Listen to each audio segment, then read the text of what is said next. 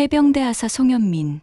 그는 휴가 때마다 시장 짐꾼 일을 하며 아픈 어머니의 병원비를 모아온 24 청년이었습니다. 그날도 어머니 약을 사러 계산대 앞에 섰지만 현금이 부족했습니다. 약 하나를 조용히 내려놓으려는 순간 시장 전체가 뒤집혔습니다. 저 군인 지금 뭔가 숨기는 거 아니에요? 병원비 없어서 훔친 거네요. 누구보다도 성실한 해병대 하사가 도둑으로 몰렸습니다. 우리 아들은 그런 애 아닙니다. 30년을 이 시장에서 고개 한 번 숙인 적 없던 어머니가 현민을 감싸주려고 달려왔지만 그 자리에서 쓰러졌습니다. 수십 명의 시장 사람들이 몰려들었고 상인회장은 사람들 앞에서 현민을 공개적으로 망신주기 시작했습니다. 그런데 바로 그 순간 바닥에 떨어진 병원비 봉투 하나가 시장 사람들의 표정을 완전히 바꿔놓기 시작했습니다. 과연 병원비 봉투의 진실은 무엇일까요? 영상에서 확인 부탁드립니다. 오늘 사연 시작하기 전에 구독과 좋아요와 알림 설정 꼭 눌러주세요. 모두 무료이며 영상을 만드는데 큰 힘이 됩니다. 인천 중구 영종도 해병대 제2사단 상륙 돌격대대. 새벽 5시가 되기도 전 짙은 바닷바람이 철조망 사이를 가르며 훈련장으로 밀려들었습니다.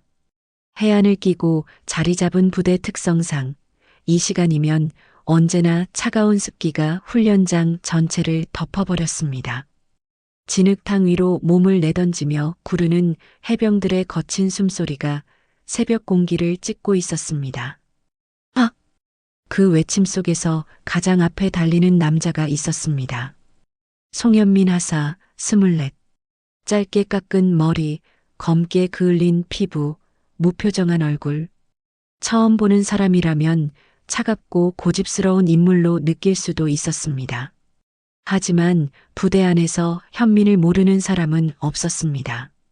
훈련이 아무리 혹독해도 끝까지 대열에서 이탈하지 않는 해병.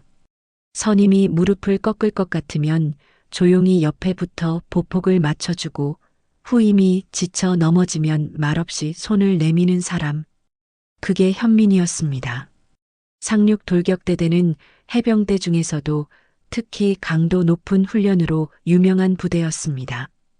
육상과 해상을 오가는 복합훈련이 일상이고 새벽 구보는 기본이며 해상 침투 훈련, 야간 상륙훈련, 화생방 훈련까지 쉼없이 이어지는 일정은 웬만한 체력과 의지로는 버티기 어려운 강도였습니다.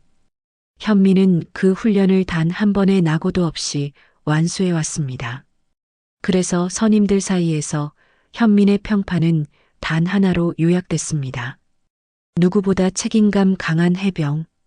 훈련이 끝나고 잠시 정비 시간이 생기자 남현식 주임원사가 현민을 불러 세웠습니다. 52살의 남현식 원사는 해병대 수색대 출신답게 체격이 단단하고 눈빛이 날카로웠습니다. 부대 안에서 그를 무서워하지 않는 사람은 없었지만 현민은 알고 있었습니다. 남현식 원사만큼 부대원들을 속으로 챙기는 사람도 없다는 걸. 이번 휴가도 쉬지 않을 거냐? 현민은 잠깐 머뭇거리다 웃었습니다. 저희 부모님 좀 도우려고 합니다. 남현식 원사는 말없이 현민을 바라보다 낮게 한숨을 내쉬었습니다. 넌 해병이 아니라 가장이다. 현민은 아무 대답도 하지 못했습니다. 틀린 말이 아니었으니까요. 현민에게 휴가란 쉬는 시간이 아니었습니다. 해병대 철문을 나서는 순간부터 또 다른 임무가 시작됐습니다. 새벽이면 인천 전통시장으로 나가 짐꾼 일을 했습니다. 무거운 생선 상자와 채소 더미를 이고 나르며 일당 몇만 원을 손에 쥐는 일이었습니다. 낮에는 어머니 식당으로 가서 설거지와 배달을 도왔고 밤이 되면 통장 잔액을 확인하며 다음 달 병원비를 계산했습니다. 그게 현민의 휴가였습니다. 아버지 송무호는 해병대 병장으로 만기 전역한 뒤 중소기업 관리과 사무직으로 20년 넘게 일해왔습니다. 하지만 외환위기 때 회사가 부도나며 삶이 크게 흔들렸습니다. 이후 여러 직장을 전전했고 지금은 허리 디스크와 만성 위염까지 달고 살았습니다. 가족 앞에선 늘 강한 척했지만 현미는 알고 있었습니다. 무호가 퇴근 후 대리운전 앱을 켠다는 사실을, 병원비와 생활비를 보태려고 몇 년째 야간 대리운전을 뛰고 있다는 것도, 그리고 무호 역시 그 사실을 아들이 알고 있다는 걸 모른 척하고 있다는 것도. 어머니 신정혜는 인천 전통시장에서 30년째 한식집을 운영해 왔습니다. 전문대 조리학과를 나온 솜씨로 된장찌개와 제육볶음이 유명했고, 새벽 장사꾼들과 시장 상인들이 늘 찾아오는 식당이었습니다. 하지만 최근 몇 년 사이 정혜의 몸은 눈에 띄게 나빠졌습니다. 당뇨 합병증에 신장 질환까지 겹쳐 병원에서는 무리하지 말라고 했지만 정혜는 새벽마다 시장으로 나왔습니다. 그리고 현민 모르게 처방받은 약 복용량을 줄이고 있었습니다. 병원비를 아끼기 위해서였습니다. 현민은 그 사실을 알고 있었습니다. 알면서도 어머니 앞에서는 아무렇지 않은 척 웃었습니다. 같은 시각 인천 강화도 해병대 군수부대. 갓 임관한 송현지 하사가 군복깃을 고쳐 잡으며 거울을 바라봤습니다. 20살, 해병대 군수학교를 막 수료한 신임 부사관이었습니다. 앳된 얼굴이었지만 눈빛만큼은 단단했습니다. 같은 생활관의 선임 하사가 슬쩍 물었습니다. 부사관 자원도 많은데 왜 굳이 해병대 왔어? 다른 군이 훨씬 편했을 텐데. 현지는 망설임 없이 대답했습니다. 나라 지키고 싶어서요. 오빠처럼 되고 싶기도 했고요. 현지에게 오빠 현미는 영웅이었습니다. 집안 형편 때문에 대학 대신 해병대를 선택하고 휴가마다 시장에서 짐꾼 일을 하면서도 단 한 번도 힘들다는 소리를 하지 않는 오빠. 현지는 그 모습을 오랫동안 바라보며 자랐습니다. 그래서 더 참을 수 없었습니다. 오빠 혼자 가족의 무게를 온몸으로 버티는 모습이. 해병대 부사관 지원을 결심한 날 현지는 오빠에게 전화를 걸었습니다. 오빠, 나 해병대 지원했어. 수학이 넘어 현미는 한참 말이 없었습니다. 왜? 오빠 혼자 짐지게 하기 싫어서. 그날 현미는 아무 말도 하지 않았습니다. 하지만 현지는 알고 있었습니다. 수화기를 붙잡고 있던 그 침묵이 울음을 참는 침묵이었다는 걸. 밤 11시 전통시장 골목. 현민이 낡은 후드티 차림으로 시장에 들어섰습니다. 상인들은 익숙하게 인사를 건넸습니다. 현민이 왔네. 해병대는 안 힘드냐? 현민은 웃으며 짐을 들었습니다. 괜찮습니다. 하지만 그 손등은 이미 다 터져 있었습니다. 어머니 정혜가 아들의 손을 보고 울컥해서 말을 잇지 못했습니다. 현민아 군인 손이 왜 이래? 현민은 재빨리 손을 등 뒤로 숨겼습니다. 아무것도 아닙니다. 바로 그 순간 시장 골목 어귀에서 굵은 목소리가 흘러나왔습니다. 구철배 상인회장이었습니다. 63. 시장 실세로 통하는 생선가게 주인. 현민을 바라보는 그 눈빛에는 묘한 경멸이 담겨 있었습니다. 저 군인 또 왔네. 현민은 모른 척 고개를 숙였습니다. 하지만 그 시선은 곧 시장 전체를 뒤흔들 커다란 사건의 시작이 되고 있었습니다. 다음 날 새벽 시장은 이미 살아 있었습니다. 비린내와 채소향이 뒤섞인 골목 사이로 상인들의 목소리가 넘쳐 흘렀습니다. 고등어 싸게 드려요. 오늘 배추 아주 좋아요. 리어카가 좁은 골목을 오가고 상자를 나르는 사람들로 통로가 빽빽했습니다. 그 혼잡한 새벽 시장 안에서 현미는 짐수레를 밀고 있었습니다. 휴가 이틀째였지만 쉴 수 없었습니다. 어머니 병원비 고지서가 이미 2달치 밀려 있었고 다음 달 신장 정밀 검사 비용도 준비해야 했습니다. 현미는 묵묵히 수레를 밀며 생선 상자를 옮겼습니다. 손등에 가득한 굳은 살과 갈라진 피부는 이미 오래된 훈장처럼 자리를 잡고 있었습니다.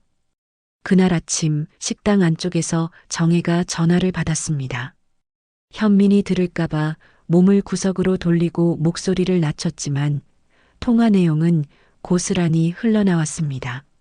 신장 수치가 많이 안 좋습니다. 이번 달 안으로 정밀 검사를 받으셔야 합니다. 정혜는 주변을 살피며 더 작게 속삭였습니다. 조금만 미루면 안 될까요? 이달은 좀 빠듯해서요. 전화기 너머 목소리는 차분했지만 단호했습니다. 정혜는 조용히 전화를 끊고 앞치마로 손을 닦았습니다. 아무렇지 않은 척 다시 국솥 앞으로 돌아섰습니다. 하지만 식당 입구 쪽에서 짐을 내려놓던 현민이 그 통화를 듣고 말았습니다. 현민은 아무 말도 하지 않았습니다. 어머니 눈치를 보지 않으려고 시선을 바닥으로 떨어뜨렸습니다. 그리고 속으로 조용히 계산을 시작했습니다. 이번 달 일당을 모두 모아도 정밀검사 비용의 생활비까지 맞추려면 부족했습니다. 현민은 짐수레를 다시 잡고 골목 밖으로 나갔습니다. 더 빨리 움직여야 했습니다. 점심 무렵 시장 정육점 앞 구미라는 35살로 구철배 상인회장의 딸이었습니다. 정육점을 운영하는 미라는 성격이 까칠하고 돈과 체면을 무엇보다 중요하게 여기는 인물이었습니다. 현민이 낡은 후드티 차림으로 짐수레를 밀며 지나가자 미란이 팔짱을 끼고 비웃듯 말을 던졌습니다. 군인이 왜 맨날 시장에서 일해요? 월급은 다 어디다 쓰는 거예요? 주변 상인 몇 명이 피식 웃었습니다. 현민은 대꾸하지 않고 묵묵히 짐만 옮겼습니다. 그러자 마침 지나가던 구철배 상인회장이 끼어들었습니다. 요즘 군인들은 군복만 입고 다니면 다 대접받는 줄 아나 봐. 현민은 잠시 걸음을 멈추고 조용히 대답했습니다. 그런 생각 안 합니다. 근데 왜 맨날 그 얼굴하고 다녀? 사람들 불쌍하게 보이려고? 순간 골목 분위기가 싸늘하게 가라앉았습니다. 현민은 입술을 한번 깨물고 고개를 숙였습니다. 끝내 참았습니다. 그 모습을 식당 문 너머에서 바라보던 정혜의 손이 조용히 떨렸습니다. 아들 대신 달려나가 소리를 지르고 싶었지만 정혜 역시 참았습니다. 현민이 더 난처해질 게 뻔했으니까요. 그날 저녁 늦게 현민은 시장 안 슈퍼마켓 계산대 앞에 서 있었습니다. 손에는 어머니 당뇨약과 진통제가 들려 있었습니다. 계산원이 바코드를 찍는 동안 현민은 지갑을 열었습니다. 손끝이 멈췄습니다. 현금이 부족했습니다. 오늘 일당이 아직 정산되지 않은 상태였고 지갑 안에는 약값을 다 치르기에 빠듯한 돈만 남아 있었습니다. 현민은 잠시 눈을 감았다가 떴습니다. 그리고 약 하나를 계산대 한쪽에 조용히 내려놓으려 했습니다. 어이! 미란의 고함이 시장 전체를 울렸습니다. 저 군인 지금 뭔가 숨기는 거 아니에요. 순식간에 사람들 시선이 쏟아졌습니다. 계산원이 당황한 얼굴로 영수증을 다시 확인했습니다. 마침 근처를 지나던 구철배 상인회장도 발걸음을 멈췄습니다. 가방 한번 열어봐. 현민의 눈빛이 흔들렸습니다. 억울했지만 상황이 이미 걷잡을 수 없이 커지고 있었습니다. 계산원이 떨리는 목소리로 말했습니다. 약 하나 바코드가 안 찍혔어요. 정적이 흘렀습니다. 미란이 입꼬리를 올리며 말했습니다. 이야 해병대 하사가 약을 훔쳐요? 시장 사람들이 웅성거리기 시작했습니다. 현민은 입을 꾹 다물었습니다. 무언가를 해명하려 했지만 목이 막혀 말이 나오지 않았습니다. 그 순간 현민이 짊어지고 있던 낡은 가방에서 봉투 하나가 바닥으로 툭 떨어졌습니다. 낡고 구겨진 봉투였습니다. 모서리가 닳고 여러 번 접었다 편 흔적이 역력했습니다. 사람들의 시선이 천천히 그 봉투 위로 향했습니다. 하지만 아무도 아직 몰랐습니다. 그 봉투 안에 현민 가족의 모든 진실이 담겨 있다는 걸. 병원비 봉투가 바닥에 떨어지는 순간 주변이 조용해졌습니다. 사람들의 시선이 일제히 그 봉투 위로 쏠렸습니다. 낡고 구겨진 봉투였습니다. 모서리는 닳아 있었고 여러 번 접었다 편 흔적이 역력했습니다. 현민이 재빨리 몸을 굽혔지만 구철배 상인회장이 먼저 손을 뻗었습니다. 남의 물건 함부로. 현민이 급히 손을 내밀었지만 이미 늦었습니다. 철배는 봉투를 들어 올리더니 거침없이 열어버렸습니다. 그 안에서 종이들이 와르르 쏟아졌습니다. 병원 영수증 수십 장이었습니다. 진료비 고지서, 약제비 내역서, 그리고 대출 독촉 안내문. 맨 위에 적힌 이름이 철배의 눈에 들어왔습니다. 신정의 보호자 송현민. 철배는 말없이 종이들을 훑어봤습니다. 미란이 그 너머로 고개를 내밀다가 코웃음을 쳤습니다. 아, 병원비 없어서 훔친 거네요. 그 한마디가 불씨가 됐습니다. 주변 상인들이 저마다 한마디씩 보태기 시작했습니다. 세상 참 어렵다 그래도 훔치면 안 되지 군인이면 좀 똑바로 살아야지. 현민은 이를 악물었습니다. 훔친 거 아닙니다. 바코드가 안 찍힌 걸 제가 먼저 내려놓으려 했습니다. 목소리는 낮았지만 또렷했습니다. 하지만 이미 분위기는 기울어진 뒤였습니다. 사람들은 현민의 말보다 미란의 말을 더 쉽게 믿고 있었습니다. 현민은 고개를 들어 주변을 천천히 둘러봤습니다. 자신을 향한 눈빛들, 의심, 경멸, 동정이 뒤섞인 눈빛들이었습니다. 현민은 그 모든 시선을 정면으로 받아내며 입술을 꾹 다물었습니다. 이런 상황은 처음이 아니었습니다. 참을 수 있었습니다. 하지만 그때였습니다. 현민아. 골목 저편에서 목소리가 터져 나왔습니다. 정혜가 뛰어오고 있었습니다. 앞치마도 벗지 못한 채 슬리퍼 끌리는 소리를 내며 숨이 넘어갈 듯 달려왔습니다. 누군가 식당으로 달려가 알린 모양이었습니다. 정혜는 사람들을 해치고 아들 앞에 섰습니다. 가쁜 숨을 몰아쉬면서도 눈빛만큼은 단호했습니다. 우리 아들이 그런 애 아닙니다. 목소리가 떨렸습니다. 사람들이 조용해졌습니다. 철배가 팔짱을 끼며 낮게 말했습니다. 사장님 아들이면 더 조심했어야죠. 시장에서 낯 부끄러운 일은 하지 말아야지. 그 말이 정혜의 숨통을 조였습니다. 30년을 이 시장에서 버텨온 정혜였습니다. 외상 달라는 손님 한 명도 내치지 않고 밥을 퍼줬고 새벽 장사꾼들 국밥값을 몇 번이나 받지 않고 넘어간 사람이었습니다. 그 정혜가 지금 사람들 앞에서 고개를 숙이고 있었습니다. 죄송합니다. 제가 대신 계산하겠습니다. 정혜의 목소리가 잦아들었습니다. 그 순간 현민의 눈빛이 처음으로 흔들렸습니다. 자신이 무시당하는 건 참을 수 있었습니다.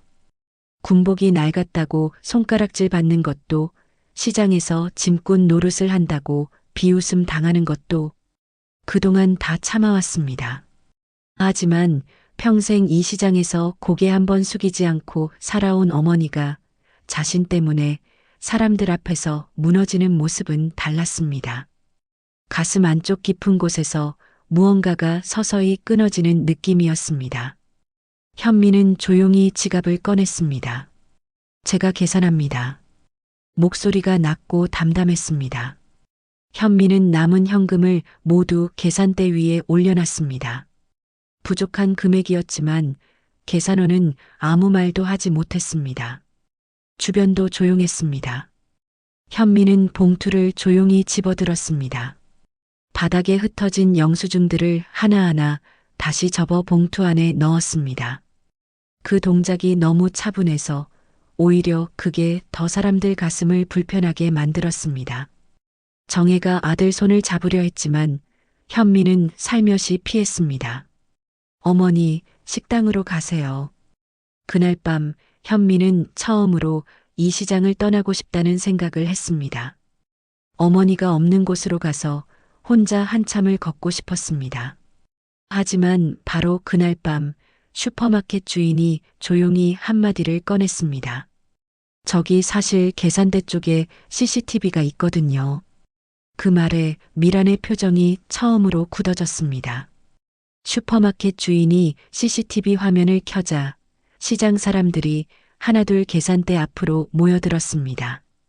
작은 모니터에 흑백 영상이 재생됐습니다. 화질이 선명하지는 않았지만 계산대 앞 장면은 충분히 알아볼 수 있었습니다. 구철배 상인회장은 팔짱을 낀 채 확신에 찬 얼굴로 화면을 내려다봤습니다. 딱 걸렸어. 하지만 영상이 재생되는 순간 주변 사람들의 표정이 하나씩 변하기 시작했습니다. 화면 속 현미는 약을 숨기지 않았습니다. 계산대 앞에 서서 주머니 속 돈을 꺼내 천천히 세고 있었습니다. 한 번, 두 번, 세 번. 그리고 잠시 멈추더니 약 하나를 조용히 계산대 한쪽으로 내려놓으려 했습니다.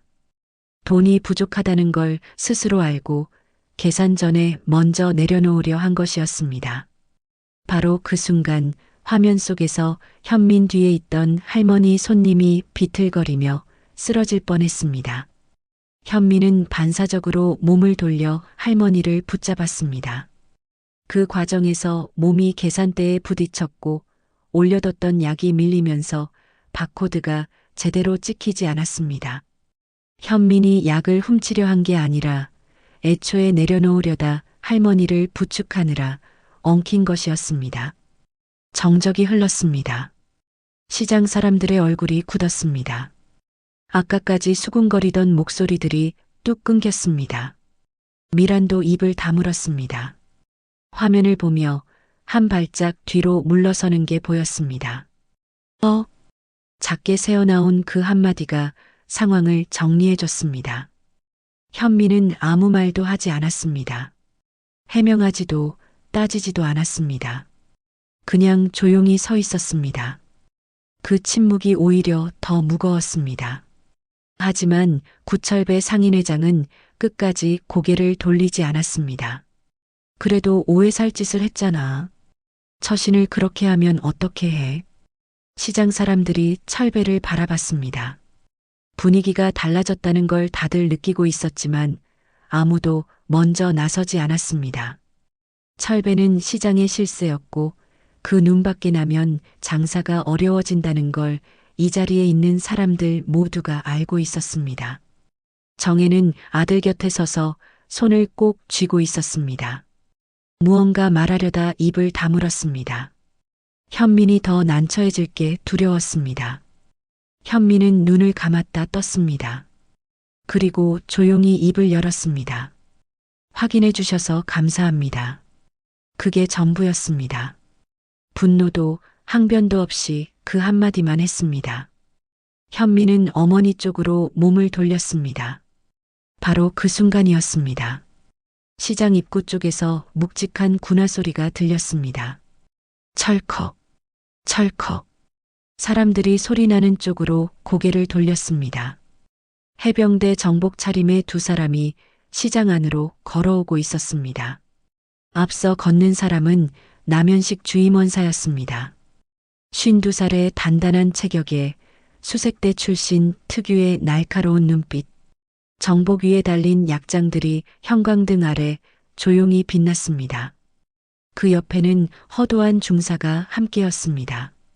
26살, 현민과 가장 가까운 직속 선배 부사관이었습니다. 장난기 많고 분위기 메이커처럼 보이지만 속이 깊고 눈치가 빠른 인물이었습니다. 현민이 아무리 힘들어도 내색하지 않는다는 걸 누구보다 잘 알고 있었고 그래서 늘 걱정했습니다.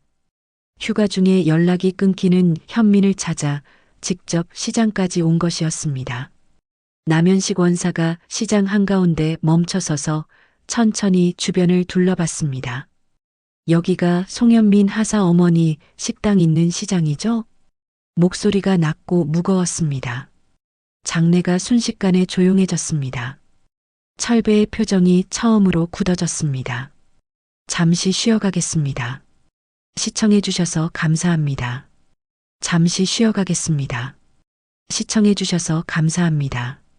남현식 원사가 시장 한복판에 멈춰서서 천천히 입을 열었습니다.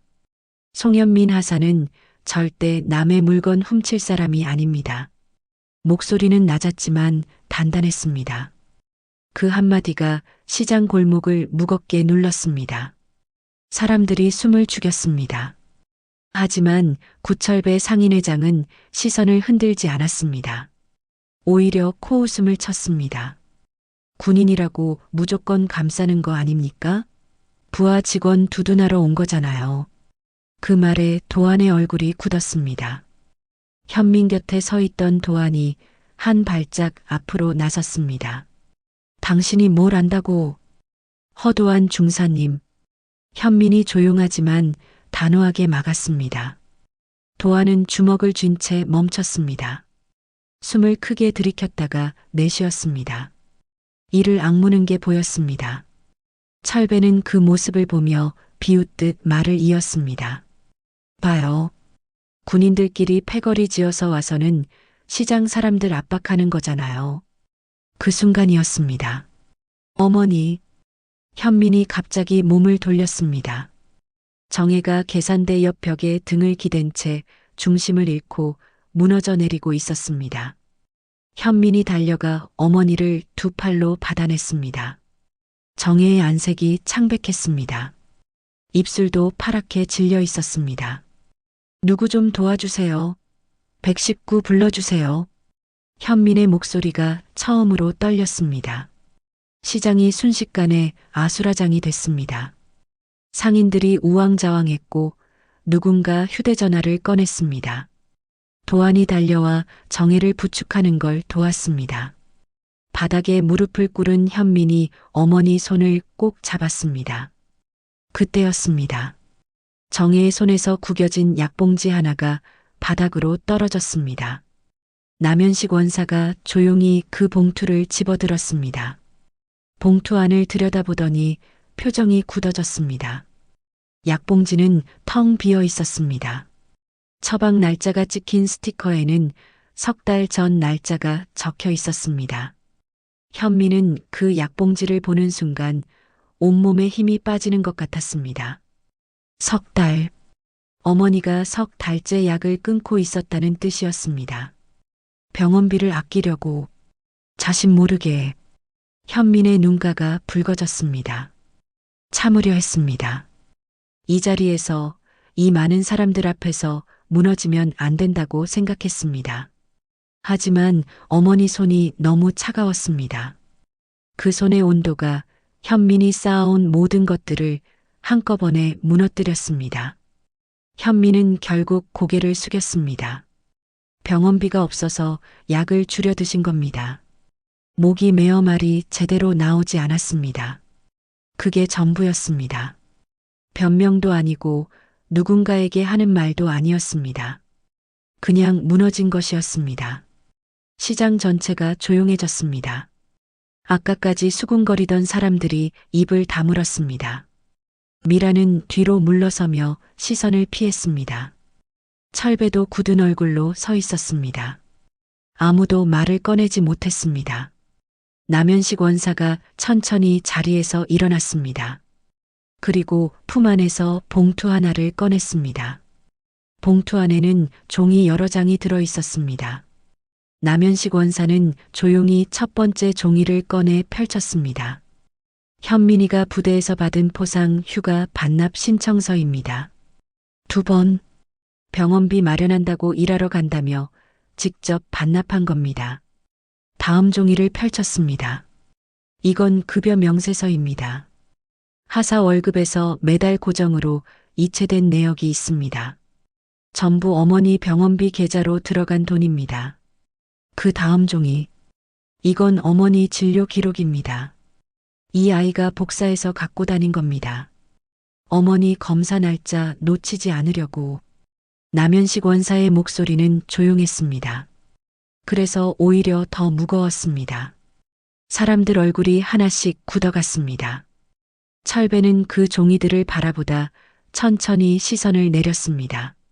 구급차가 시장 골목을 빠져나가는 소리가 멀어지고 나서도 현미는 한동안 그 자리에 서 있었습니다. 도안이 옆에 붙어 있었고 현식은 조용히 뒤를 따랐습니다. 시장 사람들은 아무 말 없이 그 모습을 바라봤습니다. 미라는 정육점 셔터를 반쯤 내린 채 고개를 숙이고 있었습니다. 구철배 상인회장은 생선가게 앞에 선 채로 가만히 있었습니다. 병원 중환자실 복도. 현미는 차가운 플라스틱 의자에 앉아 두 손을 무릎 위에 올려놓고 있었습니다. 아무 생각도 나지 않았습니다. 어머니가 석 달째 약을 끊고 있었다는 사실이 머릿속에서 계속 맴돌았습니다. 자신이 더 일찍 알아챘어야 했습니다. 더 자주 들여다봤어야 했습니다. 복도 끝에서 발소리가 들렸습니다. 무호였습니다. 퇴근 시간도 되지 않았는데 직장을 뛰쳐나온 게 분명했습니다. 넥타이는 반쯤 풀려 있었고 숨이 가빠 있었습니다. 현민을 발견하자 걸음이 느려졌습니다. 무호는 아들 옆에 조용히 앉았습니다. 한참 동안 아무 말도 하지 않았습니다. 복도 형광등이 두 사람 사이를 차갑게 비쳤습니다. 그러다 무호가 낮게 입을 열었습니다. 미안하다. 현미는 고개를 들었습니다. 아버지 눈이 붉어져 있었습니다. 무호는 시선을 바닥에 고정한 채 말을 이었습니다. 내가 24인데 왜 가장처럼 살아야 하냐? 현미는 고개를 저었습니다. 아버지 잘못 아닙니다. 아버지가 능력이 없어서 그런 거잖냐? 무호의 목소리가 흔들렸습니다. 손등으로 눈가를 훔쳤습니다. 해병대 병장 출신으로 평생 강한 척 살아온 사람이었습니다. 가족 앞에서 눈물을 보인 적이 없었습니다. 그 무호가 지금 아들 앞에서 무너지고 있었습니다. 현미는 입술을 꾹 다물었습니다. 참으려 했습니다.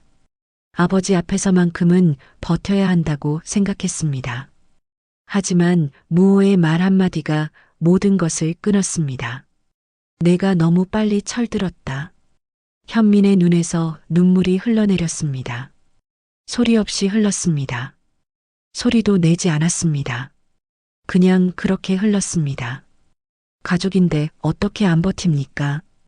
그 말이 전부였습니다. 현미는 두 손으로 얼굴을 감쌌습니다. 무호는 아들 어깨에 손을 얹었습니다. 무호의 손도 떨렸습니다. 두 사람은 그렇게 한참을 복도에 앉아 있었습니다. 다음 날 아침, 시장이 문을 열기 시작할 무렵 정의 식당 앞에 변화가 생겼습니다. 채소가게 아주머니가 먼저 배추 한 포기를 문 앞에 살며시 내려놓고 갔습니다. 그 다음엔 국밥집 주인이 외상값 봉투를 문틈에 끼워 넣었습니다. 봉투 위에 작은 메모가 붙어 있었습니다. 오래 미뤄서 미안합니다. 생선가게 아저씨는 고등어 두 손을 들고 와 문 앞에 놓고 말없이 돌아갔습니다. 과일가게에서는 사과 한 상자가 왔습니다. 시장 골목이 조용히 움직이고 있었습니다. 현민과 정의 가족의 사정을 알게 된 상인들이 저마다 아는 방식으로 마음을 표현하고 있었습니다.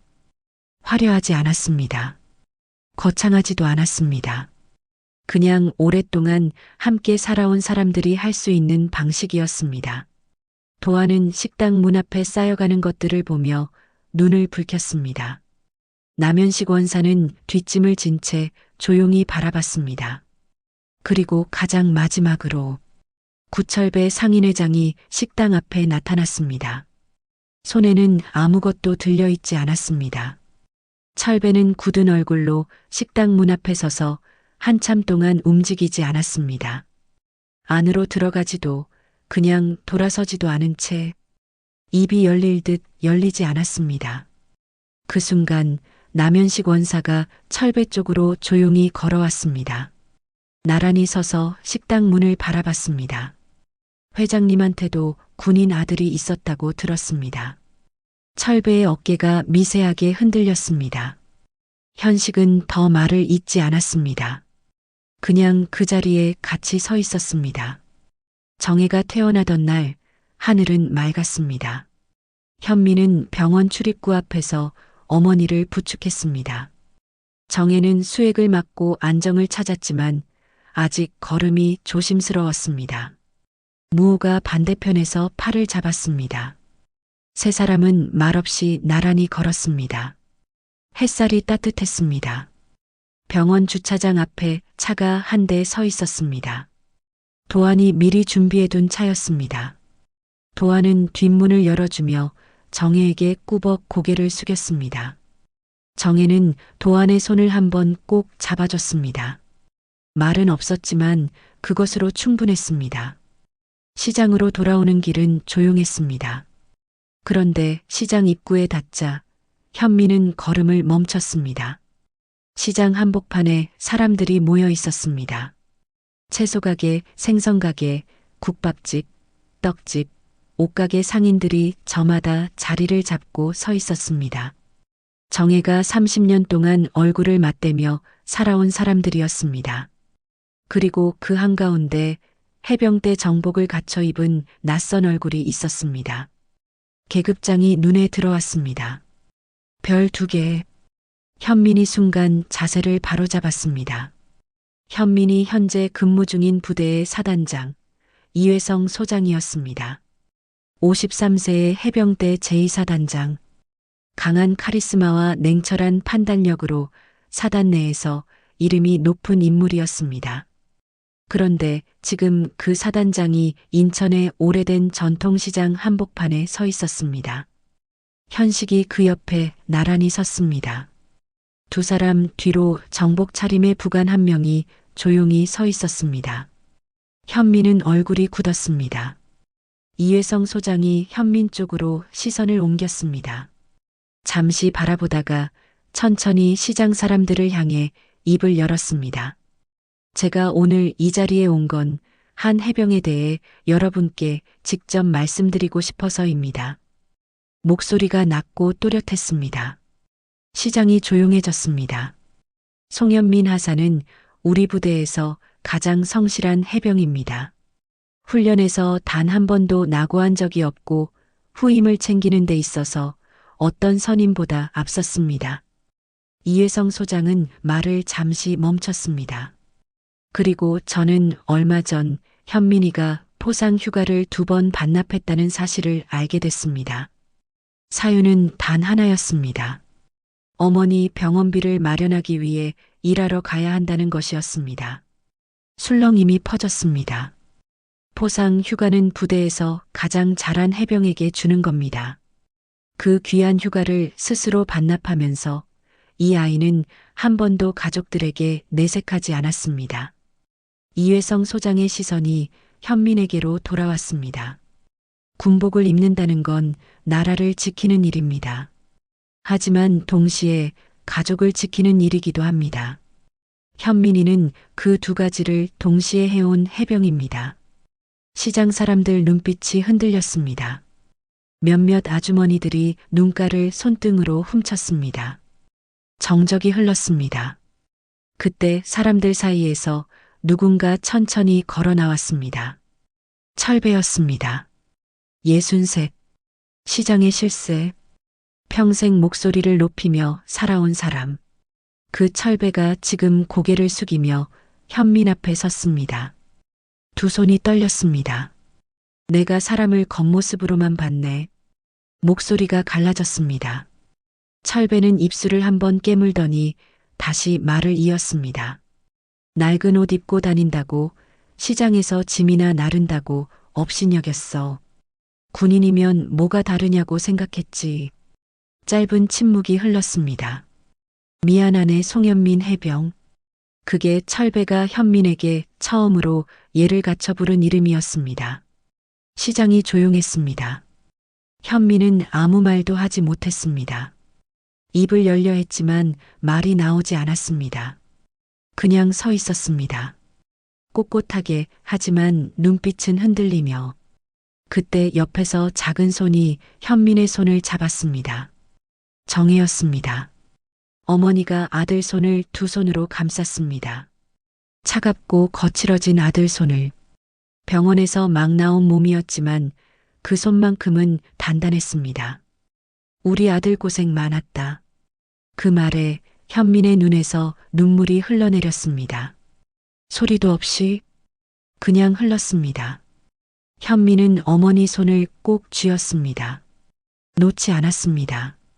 무호가 그 옆에서 고개를 숙인 채 눈가를 닦았습니다. 도아는 뒤를 돌아서 있었습니다. 어깨가 조금 들썩였습니다. 현식은 아무 말 없이 그 자리에 서서 바라봤습니다. 이회성 소장도 마찬가지였습니다. 시장 골목에 햇살이 길게 내려앉았습니다. 몇 달이 흘렀습니다. 인천 전통시장은 오늘도 새벽부터 열려 있었습니다. 비린내와 채소 향이 뒤섞인 골목, 리어카 바퀴 소리, 상인들의 목소리. 달라진 건 없었습니다. 시장은 언제나 그랬듯 살아 있었습니다. 하지만 딱 하나 달라진 게 있었습니다. 정혜식당 앞에 새 간판이 걸려 있었습니다.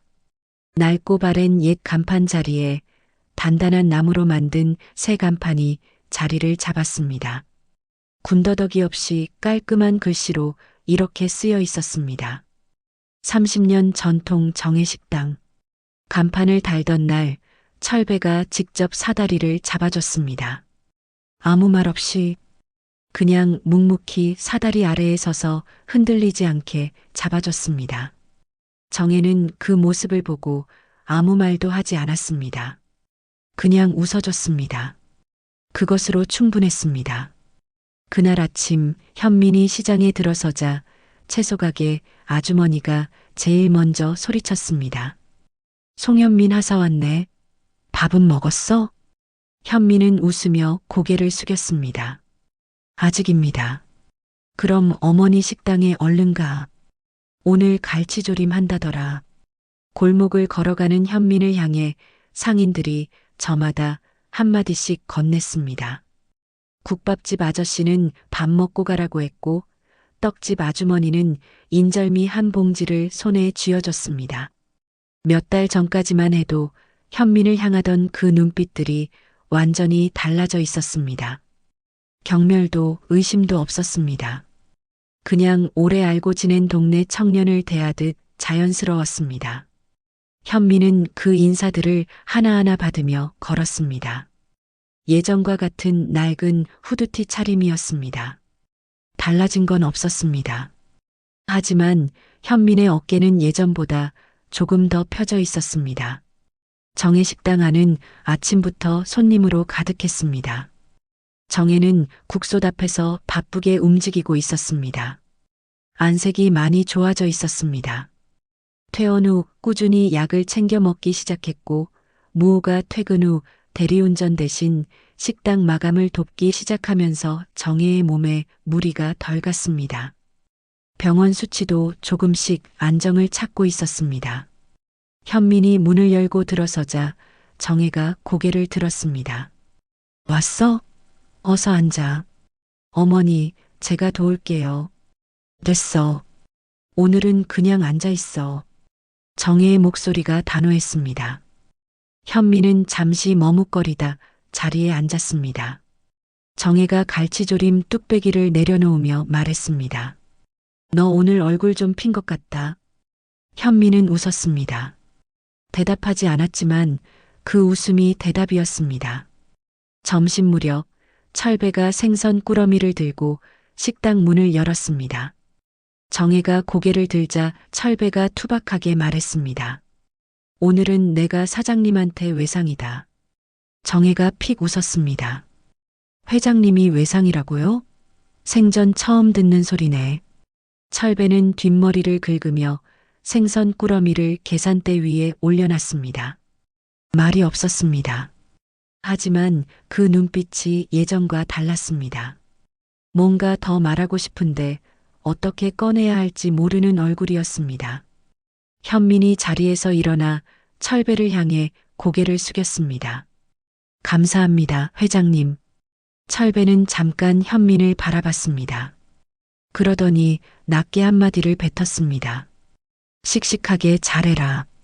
그게 전부였습니다. 철배는 뒤도 돌아보지 않고 식당을 나갔습니다. 하지만 식당 문이 닫히고 나서 골목 저편에서 철배가 잠깐 걸음을 멈추는 게 유리창 너머로 보였습니다. 한참을 그 자리에 서 있다가 천천히 걸어갔습니다. 정혜는 그 모습을 보며 조용히 말했습니다. 저분도 참 많이 바뀌셨다.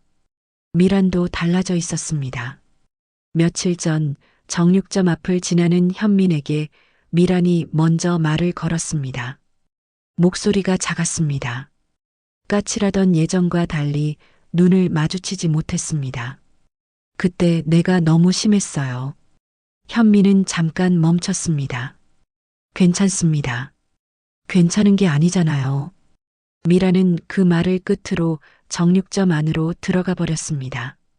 짧은 대화였습니다. 하지만 현민은 그 짧은 말이 미란에게 얼마나 어려운 말이었는지 알고 있었습니다. 고개를 한번 끄덕이고 걸음을 이었습니다. 그날 오후 시장 골목 끝에서 낯익은 군복 차림이 나타났습니다. 현지였습니다. 해병대 정복의 하사 계급장을 단 채 가방을 메고 골목 안으로 들어오고 있었습니다. 휴가를 나온 것이었습니다. 현지는 식당 문을 열고 들어서며 손을 흔들었습니다. 다들 왔어요? 정혜가 달려가 현지를 끌어안았습니다. 현지도 어머니를 꼭 안았습니다. 저녁 무렵 식당 문을 닫고 가족들이 둘러앉았습니다. 정혜의 갈치조림과 된장찌개가 상 위에 올라왔습니다. 무호가 수저를 놓았고 현민과 현지가 나란히 앉았습니다. 소박한 저녁상이었지만 오랜만에 온 가족이 한자리에 모인 밥상이었습니다. 밥을 먹다가 현지가 오빠 쪽으로 몸을 기울였습니다. 오빠, 응, 나도 끝까지 버틸 거야. 더 이상 오빠 혼자 가장 역할하지 마. 나도 이제 같은 해병대 하사잖아. 현미는 숟가락을 내려놓고 동생을 바라봤습니다. 내가 해병대 들어온다고 했을 때 솔직히 말리고 싶었어. 현지가 눈을 동그랗게 떴습니다. 왜? 힘드니까. 오빠도 힘들었잖아. 나는 선택의 여지가 없었어. 현지는 잠깐 오빠를 바라보다가 조용히 말했습니다. 나도 선택했어. 오빠 곁에 있는 게 내 선택이야. 현미는 더 말하지 않았습니다. 그냥 조용히 웃었습니다. 예전에 그 지친 웃음이 아니었습니다. 조금 더 편안한 웃음이었습니다. 무호가 그 모습을 바라보다가 술잔을 내려놓았습니다. 아무 말도 하지 않았습니다. 하지만 속으로 조용히 생각했습니다. 그래, 이제야 진짜 해병 가족이 됐구나. 그날 밤, 시장 골목은 조용했습니다. 하루를 마친 상인들이 셔터를 내리고 리어카들이 구석으로 물러났습니다. 형광등이 하나씩 꺼지며 골목이 어두워졌습니다. 하지만 정혜식당만큼은 달랐습니다. 낡은 유리창 너머로 따뜻한 불빛이 새어나왔습니다. 안에서는 정혜가 내일 아침 육수를 우리고 있었고 무호가 옆에 앉아 말없이 신문을 읽고 있었습니다. 현민과 현지는 나란히 앉아 낮은 목소리로 이야기를 나누고 있었습니다. 30년 된 식당이었습니다. 간판이 새로 달렸지만 식당 안 풍경은 그대로였습니다. 낡은 나무 탁자, 오래된 냉장고, 벽에 걸린 메뉴판. 달라진 건 없었습니다. 하지만 그 불빛은 30년 만에 가장 따뜻하게 빛나고 있었습니다. 멀리서 바닷바람이 불어왔습니다. 시장 골목을 가르며 정혜식당 간판 앞을 천천히 지나쳐갔습니다. 현미는 그 바람 소리를 들으며 생각했습니다. 내가 버텨야 가족이 산다. 그 말은 여전히 맞았습니다. 하지만 이제 조금 달랐습니다. 혼자가 아니었으니까요. 여러분들 오늘 이야기는 어떻게 보셨나요? 여러분이라면 철배를 용서하실 수 있겠습니까? 여러분들은 현민 같은 아들이 있다면 어떨 것 같나요? 여러분들의 생각을 댓글로 남겨주세요. 오늘 사연 마음에 드셨다면 다음 사연도 꼭 함께 들어주시면 감사하겠습니다. 오늘 사연 마음에 드신 분들은 구독과 좋아요와 알림 설정도 꼭 눌러주세요. 모두 무료이며 영상을 만드는데 큰 힘이 됩니다. 시청해주셔서 감사합니다.